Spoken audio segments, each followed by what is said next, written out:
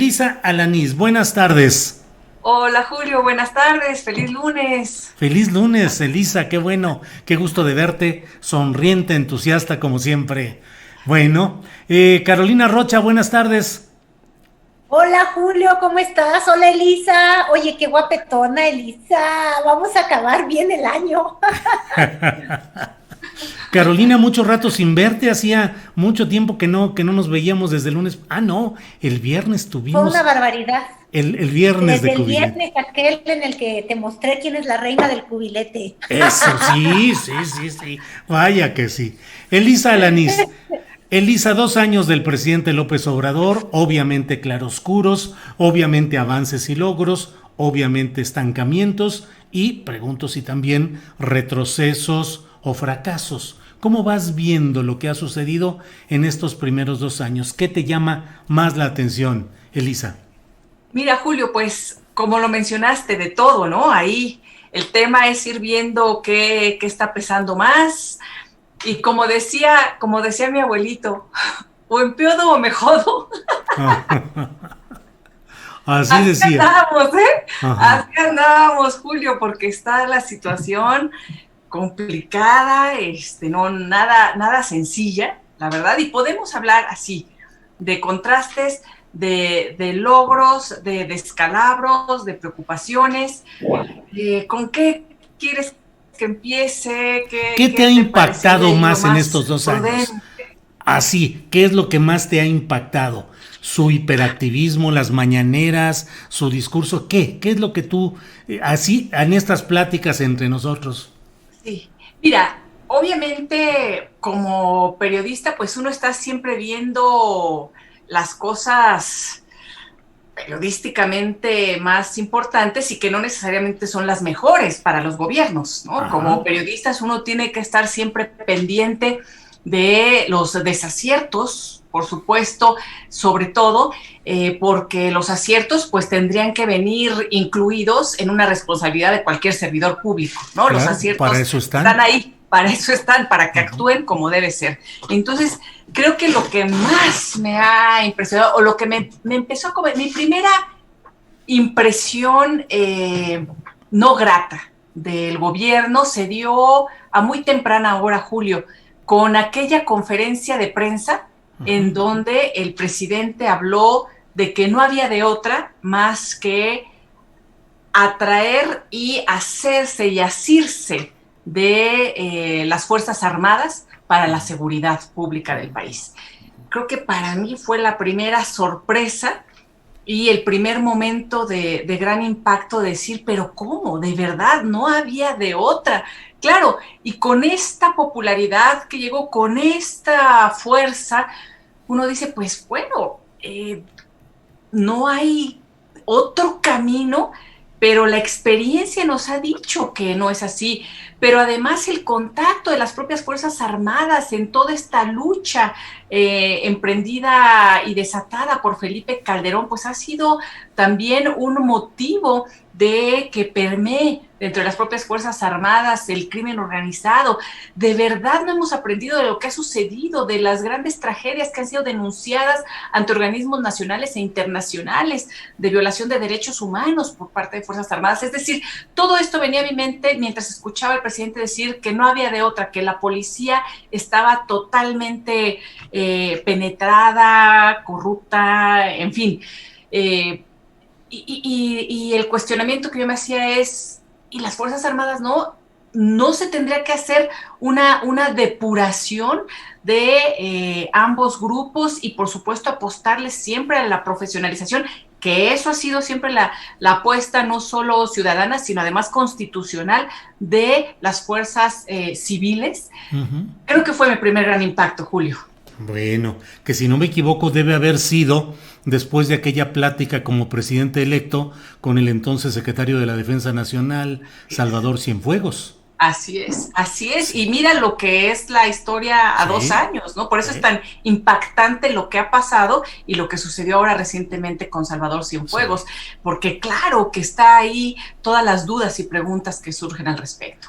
Sí, gracias, Elisa. Carolina Rocha, ¿Qué te ha impactado más? ¿Qué te ha llamado más la atención? ¿Con qué te quedas de estos 2 años? ¿En lo positivo, en lo negativo? Lo que tú veas.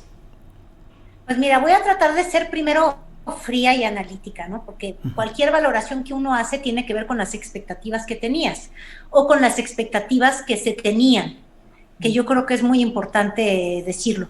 Yo sí comentaba con muchas personas al inicio del sexenio, porque la crítica llegó desde el día 1 y hasta desde el día antes de tomar posesión, casi, yo siempre me decía, no, hay que fijarnos un plazo para entender qué es lo que va a hacer Andrés Manuel López Obrador y si va a cumplir con las promesas y con el desplegado eterno que nos leyó en el Zócalo, ¿te acuerdas? En esta ceremonia que de hecho fue muy bonita y muy simbólica y con los con las autoridades indígenas del país cuando le entregaron el bastón de mando.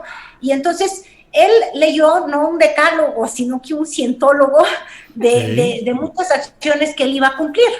Entonces yo creo que esa es una primera forma de medirlo, pues todavía falta camino.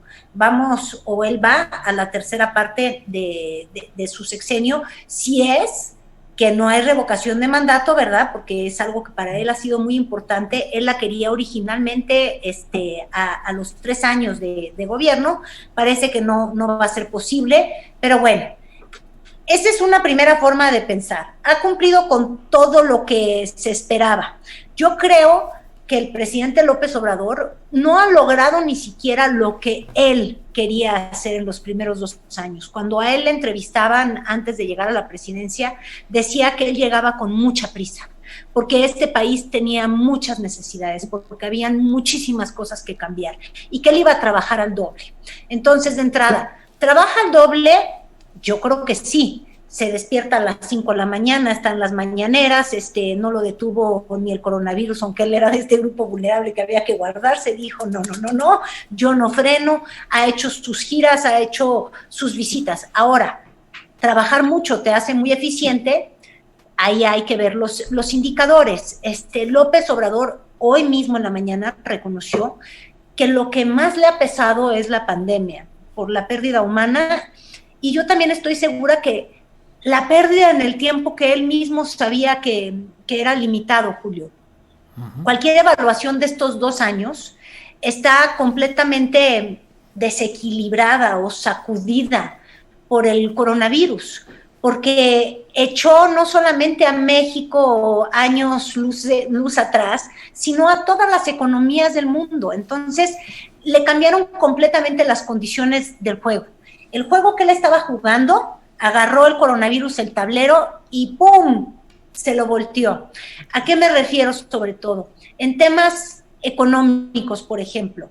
Yo creo que para él los grandes logros que tenía es que logró ensanchar la base de apoyos sociales a más de 10 millones de mexicanos, que logró cubrir a todos los adultos mayores, que incorporó a los muchachos que antes les llamaban ninis porque ni estudian ni trabajan, en este programa de Jóvenes Emprendiendo el Futuro. Pero, pues, ¿qué vas a emprender cuando las fábricas estaban cerradas? ¿Qué puedes emprender en estudios cuando la gente no puede seguir sus estudios universitarios, ni de preparatoria, ni de secundaria, más que a través de pantallas de televisión? Entonces, estas cosas, estos dos programas sociales base se vieron completamente detenidos. Luego se le detiene también el alza, el incremento en el salario mínimo, que quizás era lo más interesante en términos de bienestar para una población mucho más amplia, no solamente subvencionada y apoyada, sino que la que está trabajando y empujando para salir adelante. Si estás deshaciéndote de una cantidad tan grande de empleos formales, por culpa del coronavirus, esa alza en el salario mínimo pues quedó incipiente, en el olvido. ¿Qué otras cosas había hecho que eran aventuras que él quería que prosperaran? Bueno, pues el impuesto especial en la frontera. Pero ¿qué haces cuando llega el coronavirus y te deja una frontera que está muerta, sin cruces, sin el intercambio? La frontera funciona porque van y vienen mercancías, porque van y vienen turistas, porque existe la industria de estas dentales, las clínicas dentales, la de los implantes, las farmacias más baratas, los antros y viceversa. Habían cosas que los mexicanos íbamos a buscar a Estados Unidos. Eso detenido completamente. También hablando de la frontera, toparse con una relación tan complicada con Trump, y tener que doblar las manitas. Entonces, ahí está lo social y lo económico, Julio, que yo creo que se le vino abajo. Bien. Para no ser repetitiva, Elisa dice una gran verdad. El candidato Andrés Manuel López Obrador hace una campaña sobre un lema que es abrazos, que ya ni nos podemos dar por la distancia, bueno, y no balazos. Y terminó requiriendo de las fuerzas militares. Quizás él pueda justificar de muchas maneras el país con el que se encontró y se dio cuenta que lo único que parecía ser una institución que podía soportar la forma corrosiva del narco era el ejército. Pero más allá de las explicaciones, él no cumplió con una promesa que hizo. Y el otro gran flanco que es muy importante es el de la corrupción, y ahí me quiero detener poquito, Julio, porque sí, es asombroso que en un año tan complicado en términos de la salud rebasada, de nuestra economía despedazada, y digo nuestra porque a todos los mexicanos nos ha pegado en el consumo y en la forma de percibir nuestros ahorros y nuestra certeza o nuestra expectativa económica el coronavirus. Imagínate el turismo, que yo no digo que sea su culpa, pero bueno, con esa realidad he tenido que lidiar. Y tienes una aprobación presidencial impresionante que hoy se ve en 3 encuestas que miden las preferencias. Está la de Las Heras, de María de las Heras, que en paz descanse, que es de Demotecnia, si bien estoy. Está la del Financiero, ¿sí o no? Sí es Financiero, la del Economista. ¿verdad? El Economista. Y la del Economista, Mitofsky, que hace un tracking de todo el día, por eso ya no le hago caso, porque se me hace que... Y hay otra, Julio, que andaban presumiendo. Eran 3. Pero bueno, lo que es asombroso es que en los últimos meses, que han sido tan difíciles, con una crisis de gente muriendo y de gente perdiendo la fuente del trabajo, la popularidad del presidente sigue arriba. Y hay una razón, y tiene que ver con la corrupción. ¿Por qué? Porque él ganó la presidencia, yo casi aseguraría que lanzado sobre todo por el tema de barrer con la corrupción. ¿Por qué? Porque ha logrado demostrar, y eso, digo, ya lo va a tener que decir la justicia y la fiscalía, pero en esto que muchos llaman los novelones o el culebrón de la Rosario Robles, el culebrón de Emilio Estate Quieto, el culebrón del abogado con la novia artista, lo único que sí hemos podido ver es que cómo nos saquearon, cómo se había dejado en los huesos a este país, que llegaron o que regresaron los priistas a explotar y a robar. Y si ves ese culebrón que le atañe a los priistas y le sumes la otra trama que no fue gestada directamente por López Obrador, sino por esta corte que ahora ya va a ser más controvertida que pues no sé, que mi abuela Chana, porque es la misma de Cienfuegos, pero es la que acusa a García Luna, pues la corrupción y el cochinero, salpica hasta el panismo. Entonces, yo creo que por eso todavía hay una masa muy grande que tiene esperanza en lo que pueda hacer López Obrador hacia adelante. Pero, aunque hubo una tregua en la espera de los resultados por el coronavirus, pues los próximos años, y sobre todo el próximo año, porque después del tercer año, pues como que ya no pueden gobernar en realidad los presidentes, aunque López Obrador no se amolda a los estereotipos, pues es básico, porque si no deja las bases sentadas de ese país que se imagina y sus grandes obras que hoy, por ejemplo, ahorita vamos a discutir más adelante de ello, pero bueno, las inversiones que está anunciando con el sector privado, que mucha gente llama antiguas, que por qué carreteras. Bueno, no ha de ser que todo el mundo viaja en en el spaceship del señor Tesla, o no sé cómo, ¿verdad? Para decir que una carretera no es necesaria. Pero bueno, en esos jaloneos, pues ahí va. Pero yo creo, y lo digo convencida, que López Obrador no está donde él quería estar. Era un presidente con mucha prisa, y olvídate de lo que los frena y las oposiciones quisieron meterle el pie para detenerlo. No.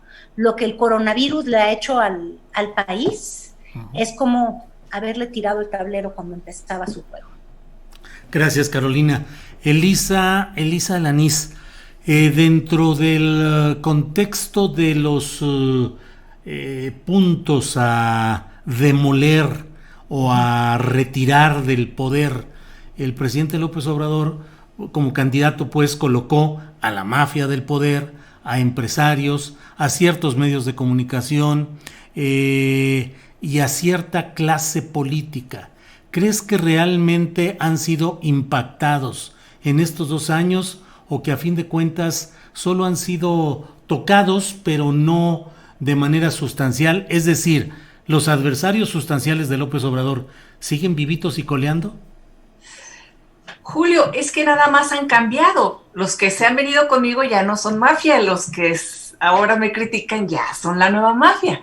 Es que esa es parte de estas inconsistencias, y que entiendo, pues nosotros le hemos dado seguimiento a la historia política del país durante muchos años, y por eso pues comentamos este tipo de inconsistencias, ¿no? En el discurso y en el actuar de Andrés Manuel López Obrador. Pero por otro lado, si tú nada más escucharas lo que dice la propaganda gubernamental en relación a los otros, a la mafia, pues por supuesto que crees en esa parte en exclusiva, y por supuesto que la popularidad de Andrés Manuel seguirá subiendo, porque claro que tiene asideros con la realidad. Cuando él señala a alguien, bueno, en algunas ocasiones se ha equivocado y no rectifican en la conferencia mañanera cuando difaman, pero en general, cuando él señala sobre todo a algún adversario político, es porque tiene información importante, y esa es la que revela. Lo que no estamos viendo es la que se guarda, la que no sale, ¿no? Y que se mira con distintas varas. Y Elisa, yo creo que no se guarda nada el presidente. ¿No ves que él dice que su pecho no es bodega? Y entonces por eso no puede guardarse nada en su alma, y todo es una ventilación constante de sus sentimientos en ese instante. Pero cuando le conviene dice, yo soy dueño de mis silencios, y no dice. Pero tiene muy pocos, Julio, nada más son de una frase a la otra cuando está respirando, como dice que habla lentito, ¿no? Elisa. Cuando de pronto dice soy dueño de mis silencios, y de pronto dice, pero sobre todo cuando dice cosas, a mí incluso personas cercanas a Andrés Manuel, muy cercanas, queridas, ¿no? Lo que me han dicho es, no entienden, por ejemplo, cuál es su vara para perdonar a ciertos personajes, por ejemplo, ¿no? Entonces ya hay personajes que son cuestionados dentro de su propio gobierno, y sin embargo, él los perdona, los acepta y los integra. Y en este sentido, en ese manto purificador, pues ya no aparecen en las denostaciones cotidianas que puede hacer contra otros, que son tremendas, ¿eh? Nadie puede escapar de un señalamiento desde el posicionamiento del poder en serio, que es el presidencial en nuestro país, ¿no? Entonces, esas son las cuestiones. Cuando de pronto a mí me dicen, es que los medios tradicionales están en contra del presidente. Creo que no están leyendo muy bien, ¿no es cierto? Los grandes medios, los que tienen la mayor penetración en el país, las grandes concesiones, y hablo sobre todo de televisión, por ejemplo, que tienen gran impacto, acompañan al presidente. No es cierto que estén en contra. Es más, el presidente ya mencionó muy claramente, o ha mencionado a sus oponentes dentro de la prensa, ¿no? Y los señala con dedo y apellido, y generalmente son diarios, y no son todos los periódicos. Es decir, el presidente tiene para él no únicamente a la otrora mafia del poder que él mencionaba, porque incluía a las televisoras, aunque él siempre hacía énfasis en una de ellas más que en otra, pero las incluía. Ahora no están, ahora son parte de su consejo asesor, etcétera, ¿no? Y en general, además de tener a esas dos grandes televisoras, tiene a otras televisoras acompañándolo, porque además hemos hablado aquí que los concesionarios de medios de comunicación además tienen otros negocios, y muchos de ellos implican una relación directa con gobierno en otras concesiones, en otros proyectos, y por supuesto en el apoyo que requiere el propio presidente de los grandes empresarios para sacar adelante el país económicamente. Entonces está, por un lado, esta parte que cuenta con los grandes medios que tienen el mayor número de concesiones en el país y que impactan y llegan a los rincones más insospechados, ¿no? A través de la radio y la televisión, por ejemplo. Y por otro lado tiene a los medios públicos que siguen siendo gubernamentales en su estructura financiera y administrativa. ¿Y a qué me refiero? Que a los directivos los sigue poniendo el gobernador en turno. Entonces tiene toda esta estructura y además toda la estructura de apoyo en redes. Es decir, vemos un discurso que por un lado tiene un asidero con la realidad, en donde señala y describe muy bien los grandes abusos que se han dado, pero otros silencios que no explican lo que ya está pasando. Y entonces, en ese sentido, no sé qué tanto pueda funcionar o seguir funcionando un solo discurso, ¿no? Y por un lado tenemos a García Luna preso en Estados Unidos, en donde el presidente ha dicho narcogobierno, así lo ha dicho directamente con el tema de Felipe Calderón. Y por otro lado, con el tema de Cienfuegos, no, presunción de inocencia y pacto con Trump y negociaciones político a través de la Cancillería para que se venga aquí y ser juzgado en México, y hay que ver porque hay que proteger y hay que cuidar la institución.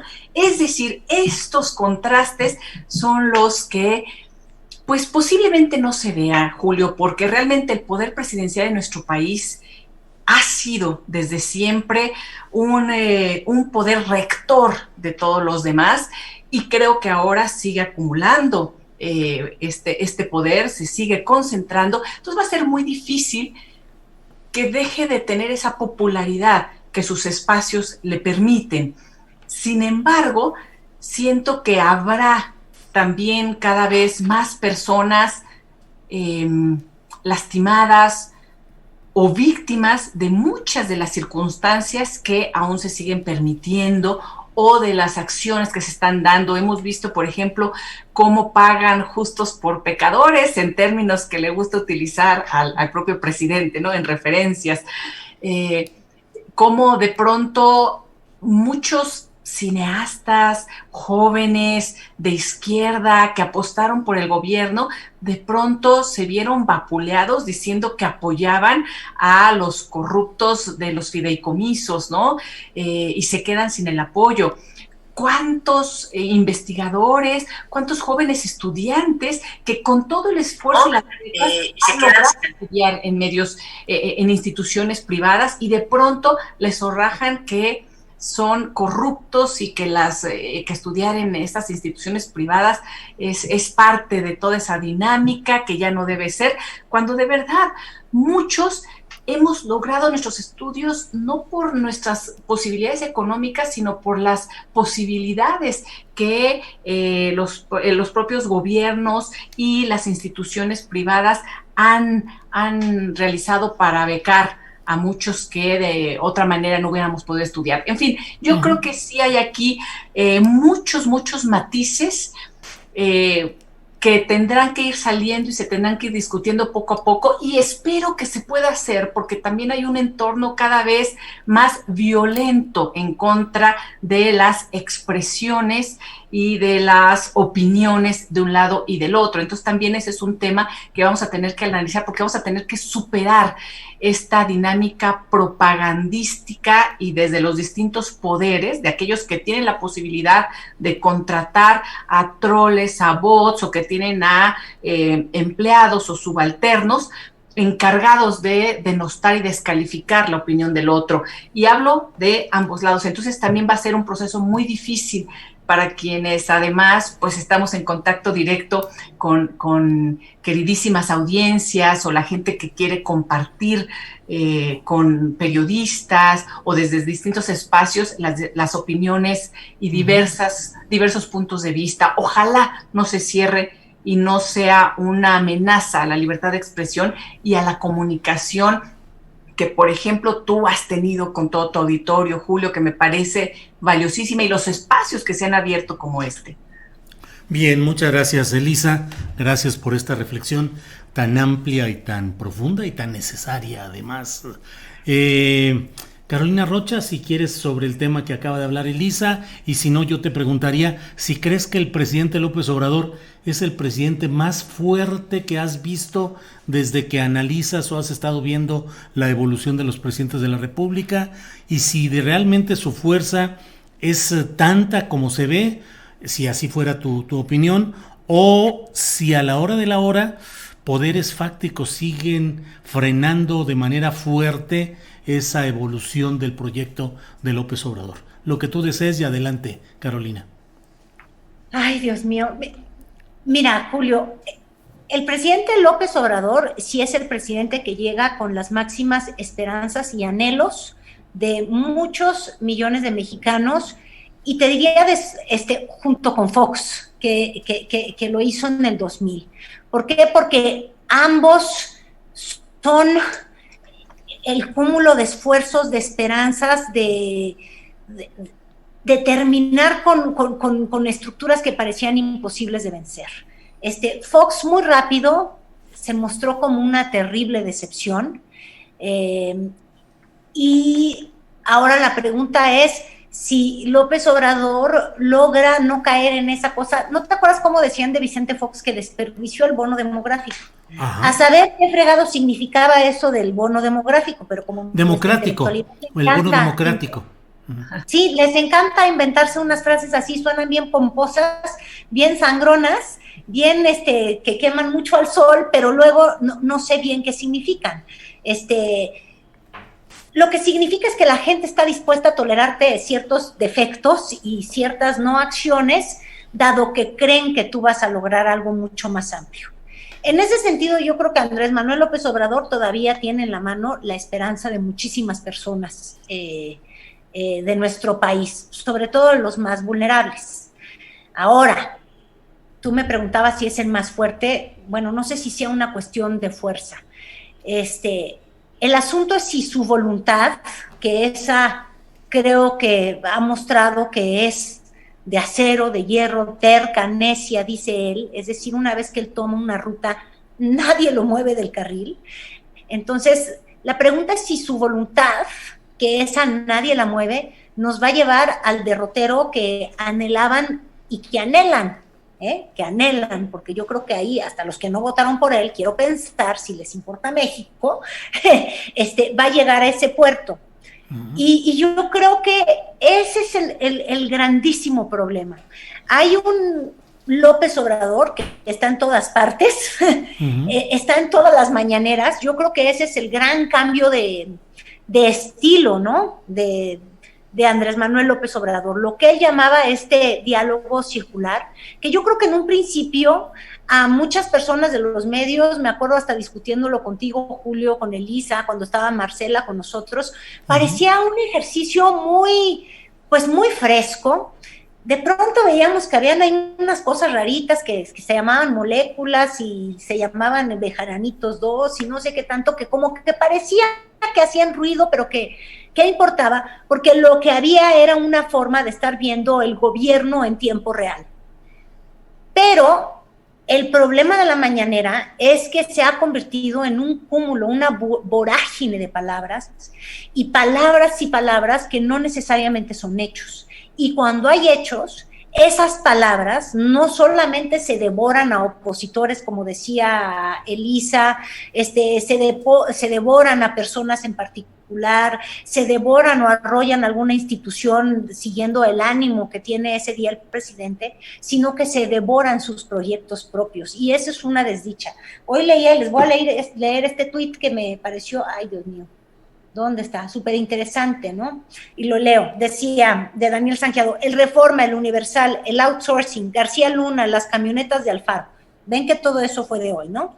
Todo eso ya sepultó el importante anuncio de inversión del gobierno federal. Así de tonto, así de absurdo. Ese es el problema, que incluso para quienes siguen al presidente en esta manera vehemente, con fe ideológica, y por ende cuando es ideológico y tiene fe, pues no necesita prueba alguna, por ende yo diría que al menos no analítica. Bueno, incluso para esos que le siguen de manera abnegada, es un balazo en el pie, porque uno ya no es capaz de saber qué es lo que sí está haciendo el presidente. Porque son tantas las palabras, Julio, son tantos los mensajes, es tanto del pasado, es tanta la discusión de cosas que no son hechos. Y la pregunta es, ¿qué ha hecho el presidente en 2 años? ¿Y qué es lo que no ha hecho? Las preguntas interesantes serían, ¿este es el mejor presidente que podíamos tener para enfrentar la crisis del coronavirus o no? ¿Tenemos al mejor subsecretario que teníamos que tener? Sí o no, pero además olvídate, el subsecretario es una grosería que yo ande preguntando eso, debería preguntarme de un secretario, pero hemos llegado a un punto donde el vocero de la pandemia ni siquiera es el oficial de máximo nivel. Entonces yo creo que ahí están las preguntas reales y generalmente están sumergidas en el maremoto de palabras que significa la mañanera, y también en el maremoto de tuitazos y de bilis y de vomitada que surge del otro extremo, que es pues todos estos grupos que resulta que no se imaginan ningún país, solamente odian a López Obrador. Entonces, ¿cómo vas a construir sobre me cae gordo? ¿Cómo vas a construir un país? O cómo vienes y dices que estábamos mejor antes, cuando lo que sí se ha logrado probar hasta ahora, porque no hay cosa juzgada, es que la corrupción y la voracidad que tuvo a México sumergido en un pantano, pues era todavía peor de la que le imaginábamos, y yo ya me la imaginaba bien fea, ¿no? Entonces, pues mira, yo no sé si el presidente López Obrador sea el más fuerte, el más intransigente casi te diría que sí, porque hasta ni siquiera sigue los ciclos estos de los cambios en gabinete. Yo no sé, en tu columna tú no pusiste que iban a haber cambios de gabinete, ¿verdad, Julio? No. Ay, qué bueno, oye, porque es que mira, esos son los análisis de todos los gobiernos anteriores. Ajá. De todos los presidentes les encantaba hacer cambios en el gabinete porque creían que por el arte de magia de cambiar un set ya te cambiaba el país.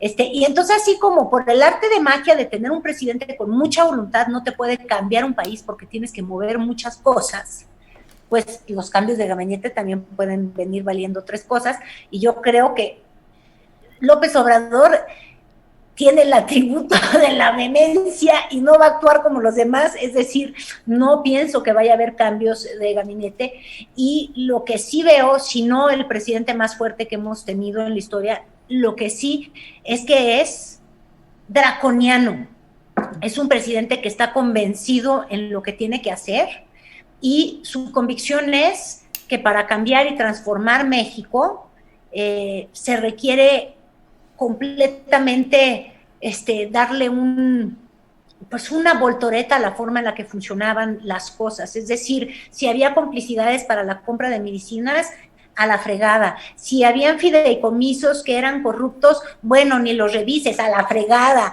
Entonces, es como un corte de tajo. Yo el otro día, platicando en el coche, de verdad así lo imaginé. Dije, mira, hay 2 maneras de perder peso. Pongamos que esto es México, ¿no? Y México es una mujer muy bonita, que quiere perder peso y que quiere estar sana para enfrentar el coronavirus y no tener esa grasa y esa hipertensión que tiene, ¿no? Pues hay solamente una ruta, ponte a dieta. ¿Estás de acuerdo, Julio, Elisa?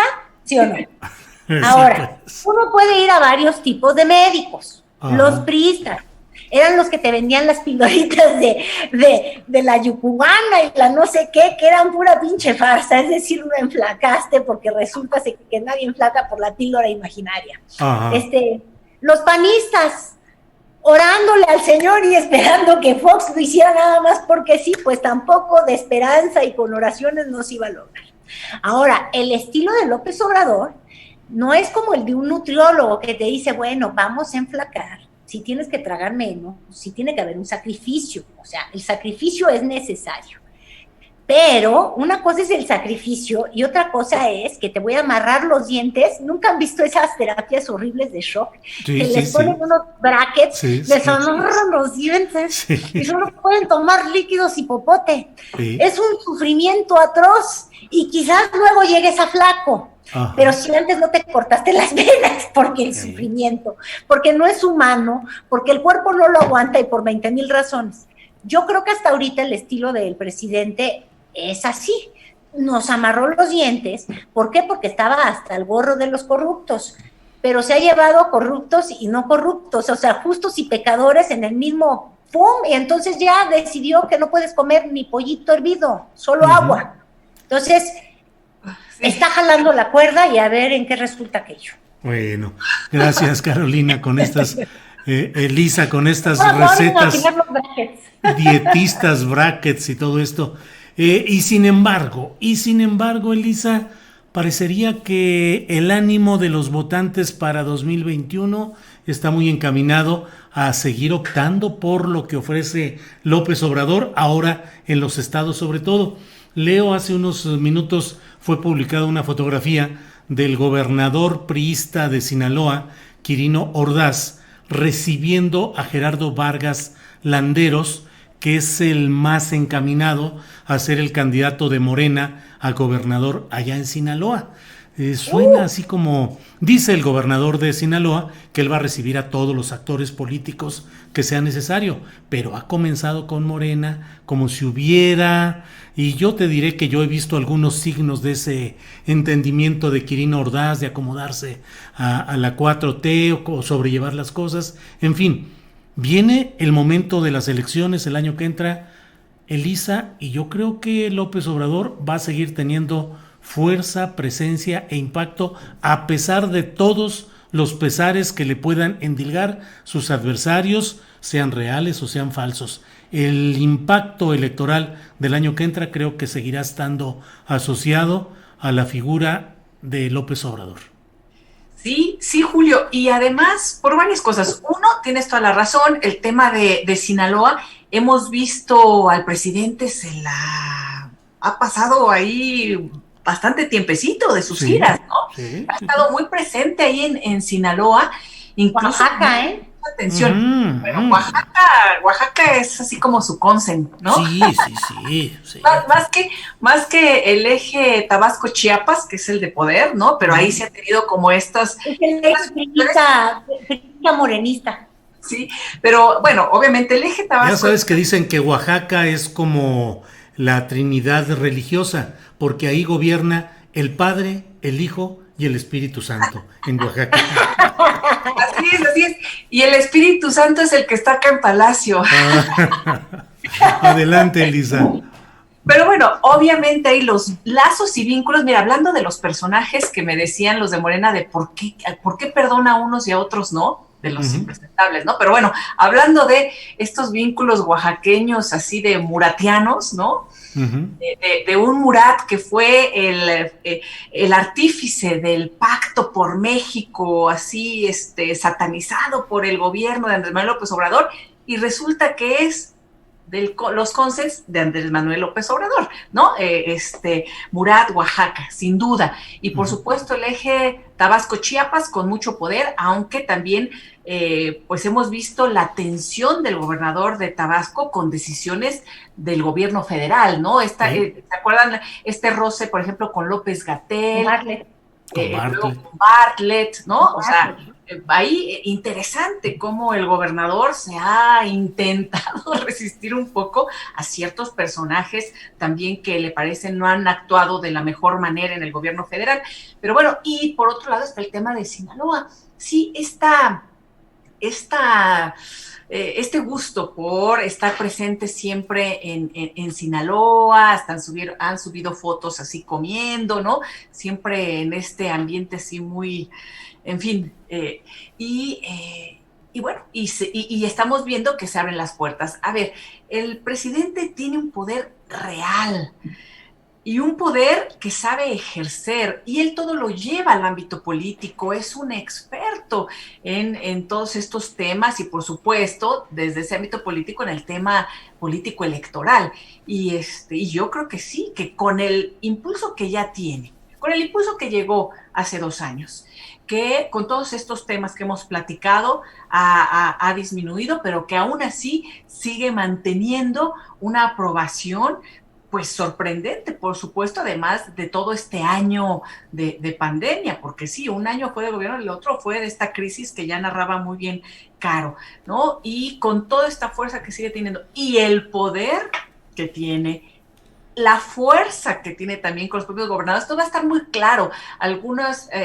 La Alianza Federalista, pues parece ser un intento que pues se ve suave en comparación a la dureza con la que se mantiene y la firmeza que tiene Andrés Manuel López Obrador en la opinión pública. Entonces yo creo que sí, va a ser una contienda en donde Morena seguirá siendo un poder importante, va a ganar muchos espacios, además porque los otros partidos tienen más que perder, por cierto, porque se van a renovar gubernaturas en donde gobierna la oposición, entonces en ese sentido van a perder espacios y vamos a ver qué es lo que sigue después, porque esa es la otra parte. ¿Qué oposición existe? ¿Qué candidaturas? ¿Qué propuestas? Es que volvemos ahí sí a hace 2 años, ¿no? Pues se ve muy magro el panorama, ¿no? Las opciones. Entonces, en ese sentido, pues la inercia seguirá siendo con el poder y desde el poder. Y hoy el poder es Andrés Manuel. Bien, gracias, Elisa. Carolina, a estas alturas, ¿qué te parece que debe hacer el presidente López Obrador en este segundo tercio que viene? La comparación va a echar chispas ahorita, pero hasta en el ámbito taurino, uno es el primer tercio, otro es el segundo y otro es el tercero. En el primer tercio es con el capote, que es el manejo más amplio y más abierto, y luego se entra en el segundo tercio a la etapa más fina de la muleta. Insisto, claro que habrá ahorita el enojo de quienes rechazan las actividades de la tauromaquia, pero va a entrar el presidente López Obrador a un segundo tercio. ¿Qué deberíamos esperar? ¿Qué crees tú que debamos esperar de este segundo tercio? Este segundo tercio es el que lo va a definir como presidente. Es decir, si Andrés Manuel López Obrador pasa a la historia como el gran transformador y le da consistencia y solidez a eso que él ha llamado la 4T. Que digo que él ha llamado la 4T porque parece que solamente él está llevando ese proyecto hacia algún puerto. Yo no siento que su partido Morena entienda qué es cuarta transformación, su gabinete que entienda por cuarta transformación. De hecho, todo el mundo quiere tratar de interpretar qué es lo que entiende el presidente por cuarta transformación. Y ahí vamos a ver si logra, como lo hizo en la Ciudad de México, mantenerse, o más bien ponerse como que un paso aparte de lo que habían sido todos sus sucesores, ¿no? Yo creo que los primeros 2 años de la Ciudad de México, nadie pensaba que López Obrador iba a ser el López Obrador de los viejitos, que tenía que ver con su forma de revolucionar. Hoy no nos parecería nada revolucionario, creo que se nos fue Elisa, ¿eh? Pero bueno, hoy no parecería revolucionario la pensión de los viejitos, pero en ese momento lo era.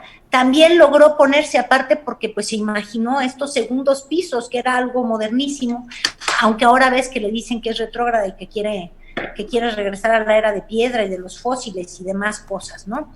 Entonces, ahí se va a definir quién es. Ahora, ¿qué es lo que yo veo y que creo que es bien importante? Es de esos próximos 2 años o de ese tercio del que tú estás hablando, Julio, ¿cuánto sí va a ser un tercio para López Obrador? Es decir, el próximo año es un año en el que económicamente no puede actuar porque sigue la incertidumbre de la pandemia. Entonces, lo único que puede hacer es tener o no tener recursos para la vacuna. Segundo tema, tiene que ver quiénes son los grupos prioritarios a la hora de la vacuna. ¿Va a ser el personal médico? ¿Van a ser los trabajadores esenciales en el campo? No sé, en el sector exportador, en la maquila, los que hacen partes de auto, o los bomberos. ¿A quién van a ir favoreciendo? O a todos los diabéticos que tiene México, que ahí te quiero decir que no nos va a alcanzar la vacuna. Entonces, eso es lo que puede marcar el arranque de su segundo tercio, y no necesariamente para bien. Luego, ese arranque de segundo tercio es qué tanto va a haber caído la economía y qué tanto va a tener que avanzar para regresar a estar como estábamos. Y mira que estábamos mal, porque estábamos mal, lo decía el presidente. Y quizás para el fin de ese segundo tercio tendremos refinería y tendremos el inicio. Ya está regresando Elisa, qué bueno. Sí. Te quiero decir que dije puras cosas no interesantes, Elisa, y aburridísimas, para que no sintieras que te perdías de nada. Y entonces, para darle toda la tribuna ahora que regrese. La Rosa va a avanzar, no es cierto. Y bueno, ya lo único que te decía es, veremos consolidado el inicio del arranque del Tren Maya, si son capaces de atraer inversión privada, porque ya se han juntado miles y miles de veces en estos foros maravillosos de tú y yo somos uno mismo, empresa, todos nos queremos, el gobierno y eso, pero anuncian y no han hecho nada, no me vengan a mí a contar. Entonces, yo creo que y va a tener que retomar el ejercicio que hizo con los jóvenes construyendo el futuro, porque no se pudo llevar a cabo porque no había empleo. Y ya nada más para no olvidar que ese tema le va a interesar a Elisa y Elisa lo va a agarrar, es el tema que le ha sido más complicado hasta la fecha, y que es el número de homicidios, de desapariciones y un nuevo rubro que se sumó de manera mucho más encarnizada y brutal, porque ya no lo pasan las mujeres por alto, el feminicidio. Sí.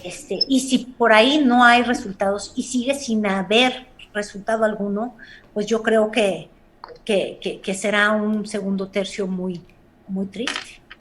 Muy bien, gracias. Gracias, Carolina. Son las 2:55 p.m. Nuestra compañera Elisa Alanís salió y regresó, no por censura de nadie, sino por problemitas técnicos. Pero adelante, por favor. Oye, Julio, ¿se escucha bien y todo? Sí, ¿se escucha bien? Sí, sí. Ok, y se ve y ya todo. Sí, que estás por celular. Te veo clarita. Es que, ¿sabes qué? La maldición de Bartlett. Sí. El accidente de ayer. Te tiró el sistema, ¿verdad? Cuando hablaste de la CFE y hablaste de los fósiles y todas esas cosas. Apenas mencioné la B de Bartlett y mira, se me apagó, se me fue el sistema. Sí. No, y buen día, no hombre, no te vemos en 2 semanas. Sí. Oye, pero es que sabes que llevamos así toda la mañana y ya se imaginarán en casa con todos los trabajos que ahora se hace pues por Zoom, las clases, los enlaces, entonces estamos todos infartados al borde de un ataque de nervio con esto de que se va, llega, se prende, se apaga, pero sí, tiene que ver, yo me imagino que con lo que hubo ayer, porque su casa está ahí muy, muy cerca de donde fue el accidente de CFE, entonces a lo mejor están ahorita aquí intentando todavía arreglar algunos temas, pero bueno, el chiste es que ya sí se ve ahí, ¿verdad? Desde mi celular lo logré. Sí, se ve y se escucha bien. Qué bueno. Así es que... Llegaron los de la luz a cortártela, Elisa, ¿no? Sí, no pagaste, pues ¿qué? ¡Ay, mamá, los de la luz! Oye, Elisa, estamos en el tramo de qué podemos esperar para este segundo tercio. Sí, sí, Julio. Mira, yo sí creo que el tiempo de las comparaciones con gobiernos anteriores ya se está agotando. El tiempo de las descalificaciones a los contrarios apenas comienza, porque en época electoral eso siempre es redituable y yo creo que hay mucha tela de dónde cortar. Sin embargo, si nos quedamos nada más en eso, en el recordar lo mal que estaban antes o en señalar lo terrible que son los contrincantes, lo cual digo, es válido y qué bueno que así sea, pero si nos quedamos en eso, entonces vamos a perder lo más importante, que es el gobierno mismo, ¿no? ¿Qué se va a hacer desde el gobierno para poder revertir situaciones que no únicamente continúan, sino incluso que han empeorado? Y esto es lo más terrible, y que muchas veces, como habíamos comentado, nos perdemos en estas dinámicas más de propaganda, de frases, de aspectos que se ponen sobre la mesa desde las conferencias en la mañanera, pero que nos perdemos de lo más importante. Y lo más importante sigue estando ahí y los grandes retos siguen estando ahí. Y cuando digo es que hay algunas situaciones que han empeorado, pues hay datos muy concretos, como los que indicó el propio subsecretario de Gobernación, Alejandro Encinas, sobre el tema de los asesinatos a periodistas.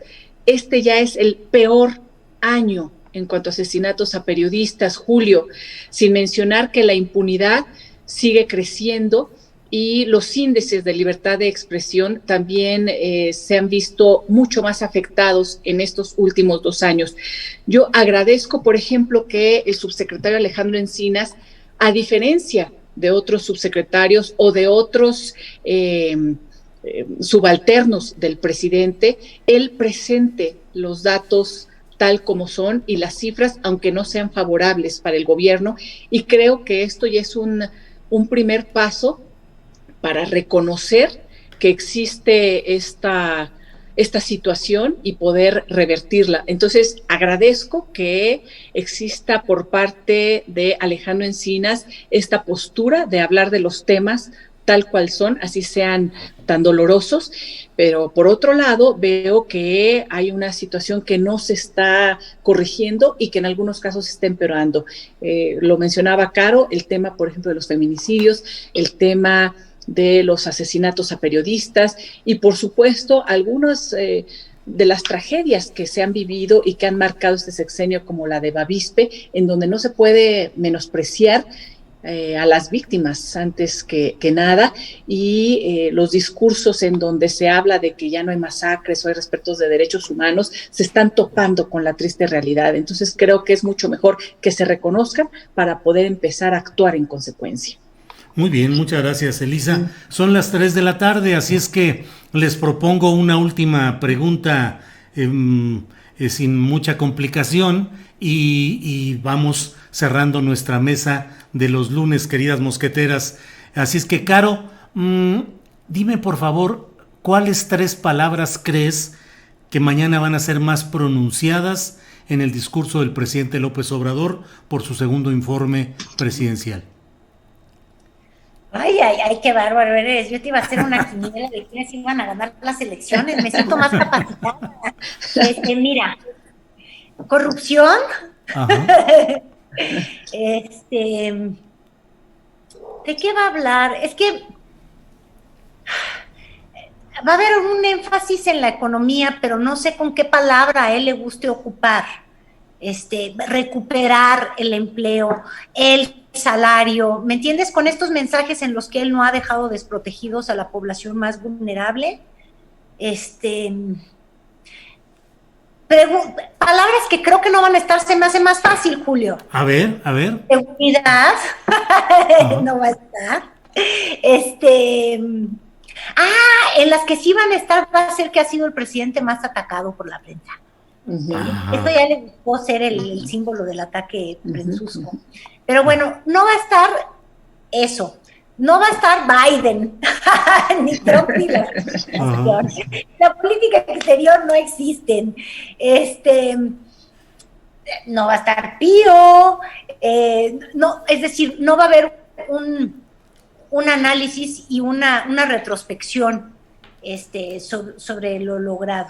Y entonces yo creo que casi todo va a ser lo que él ha percibido como sus éxitos, y tienen que ver con combatir la corrupción y atender con programas sociales y con becas y con estos proyectos como el Tren Maya y rescatar el suburbano, y en el que él trata de decir que estamos recuperando los empleos que se perdieron durante la pandemia. No sé si use la palabra vacuna. La trae muy presente él, no, ¿verdad? Tendría que hablar por él, Marcelo. Uh-huh. Bien, gracias, Carolina. Elisa, y a la vez, ¿qué palabras son las que la gente querría escuchar más mañana en el discurso del presidente López Obrador? Yo creo que una de las palabras más anheladas, Julio, por todos y todas es seguridad. Uh-huh. Yo creo que esa es una de las palabras pendientes que está presente en nuestro país y que es uno de los grandes retos del presidente. Recuperación, por supuesto, la recuperación económica, la recuperación que requiere la vida política, también ese saneamiento. Es parte de lo que yo creo que va a estar repitiendo el presidente. Lo que sí va a repetir, el tema de la transformación, el tema del neoliberalismo, la impunidad, el ser atacado. Yo espero que el presidente en este tercer año no se centre ya tanto en la estrategia político-electoral a través de la propaganda o la publicidad oficial que puede estar realizando, sino ya en hechos muy, muy concretos. Sobre este tema, por ejemplo, que hablaba Caro, de descalificar a los demás, me acordé mucho de esta entrevista de Donald Trump a 60 Minutos, en donde se levantó muy enojado, ¿se acuerdan? Uh-huh, que se estuvo pasando en la prensa y todo. Ajá, y le dijo, y me acuerdo que la periodista le dijo, ¿usted se acuerda lo que me dijo en relación a por qué siempre señalaba a los medios como fabricadores de fake news, de noticias falsas, y en contra de periodistas? Porque usted dijo que señalando a los periodistas y a los medios, entonces cuando ellos tuvieran que decir algo crítico en contra de su gobierno, la gente no les creería. Ajá. Creo que esta es una práctica muy delicada y contraria a cualquier democracia, en donde para poder salir adelante se descalifica al mensajero para anular el mensaje, y eso es muy, muy peligroso. Ojalá que se puedan poner las cosas también en su justa dimensión, porque hay muchos periodistas, colegas, aquí lo hemos dicho, Julio, lo hemos reiterado, que han sido punta de lanza para las grandes transformaciones para bien del país, señalando toda la corrupción, por supuesto, antes que cualquier otro gobierno lo hiciera, y que lo siguen haciendo. Entonces va a ser muy importante. Yo diría reconciliación sería lo que quisiéramos escuchar muchos, seguridad y una verdadera transformación, ¿no? Una recuperación y transformación. Bueno, pues muchas gracias. Caro, a reserva de lo que quieras decir al final, todo ha transcurrido muy bien, con muchos comentarios, ya sabes, en los chats, a favor, en contra, la polarización sigue adelante, pero bueno, nuestra labor es justamente decir lo que pensamos, lo que creemos. Este es un espacio de opinión para expresar nuestros puntos de vista. Así es que, Caro, adelante ya en tu tramo final. Pues muchas gracias, Julio. Ya nada más, Elisa, apaga la luz. Sí, apaga la luz. Ya, porque se le volvió a poner el foco cuando estabas hablando, si no te diste cuenta, te perdí, y eso no está bien. Y segunda mensaje, qué bueno que escriban hasta para decirnos cosas feas, porque el asunto es poderse expresar. ¡Bravo! Que uno pueda expresar. Claro. Lo vale todo. Julio y Elisa, me deben. Sí, ay, ojón, sí. No lo voy a olvidar nunca, Camilo. No. Ya pronto. Oye, esperamos. Julio, hey. Pues con todo lo que nos dice Caro, salud. Me apuesta con una camiseta que diga perdí contra Carolina. Así es, perdí contra Carolina. Julio, tomemos chocolate y paguemos lo que debemos. Así es. Bueno, pues felicidades. Gracias a las dos y espero que nos veamos el próximo lunes. Gracias, Elisa. Gracias, Carolina. Hasta el próximo lunes.